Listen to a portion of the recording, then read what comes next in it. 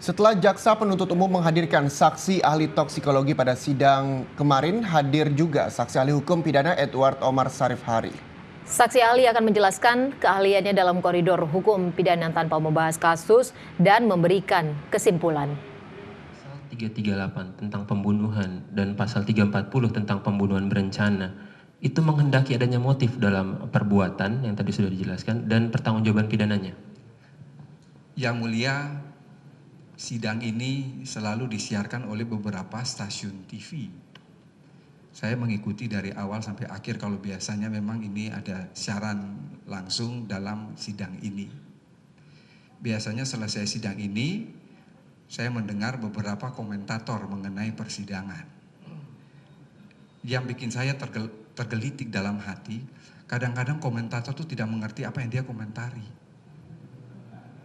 Contoh konkret, ada komentator yang mengatakan bahwa pasal pembunuhan berencana itu membutuhkan motif. Itu menyesatkan. Sekali lagi itu menyesatkan dan memberikan distorsi informasi. Saya tegaskan bahwa jangankan pasal 338, pasal 340 tentang pembunuhan berencana itu sama sekali tidak membutuhkan motif. Apa yang menjadi parameter untuk membuktikan suatu perbuatan pidana? Yang mulia, ketika kita berbicara mengenai pembuktian, maka ada 6 ukuran secara teoretik yang digunakan. 6 ukuran secara teoretik yang digunakan itu, yang pertama yang dikenal dengan istilah Bowes Theory. Bowes Theory itu adalah teori pembuktian yang digunakan. Dalam hukum pidana di Indonesia, teori pembuktian yang digunakan itu adalah negatif Wetelek Bowes Theory.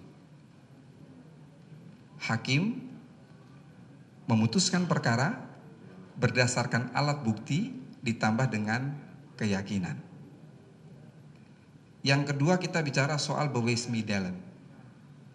Bowes-Middelland itu adalah alat-alat bukti. Dalam konteks hukum pidana Indonesia, itu merujuk pada pasal 184. Dimulai dengan keterangan saksi, keterangan ahli, surat, kemudian petunjuk dan keterangan terdakwa. Yang ketiga adalah Bowes-Furing. Bowes-Furing itu cara memperoleh, menemukan, mengumpulkan, sampai pada menyampaikan bukti di sidang pengadilan.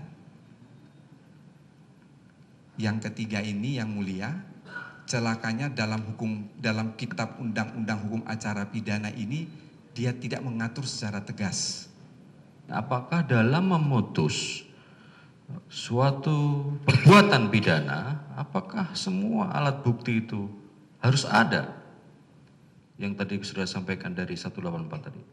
Kalau pertanyaan itu kita kaitkan dengan Bowes minimum, maka dari 5 alat bukti, minimum adalah 2 alat bukti.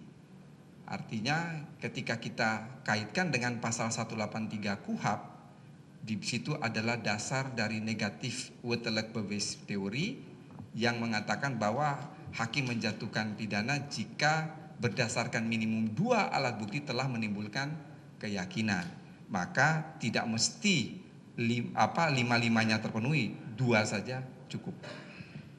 Apakah dalam membuktikan suatu perbuatan pidana itu apakah harus ada keharusan saksi yang melihat langsung, saksi mata intinya gitu, kurang lebih seperti itu, saksi yang melihat langsung atau apa?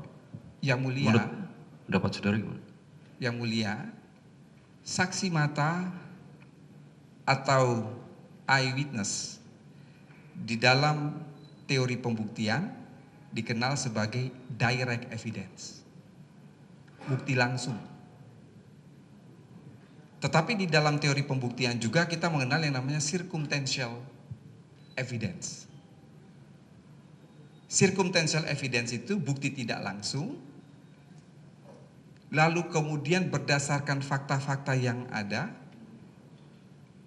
bisa dibuktikan apakah itu dari surat, dari keterangan saksi, dari keterangan ahli, dari keterangan terdakwa, kemudian diperoleh petunjuk, maka hakim dapat memutuskan perkara tanpa adanya direct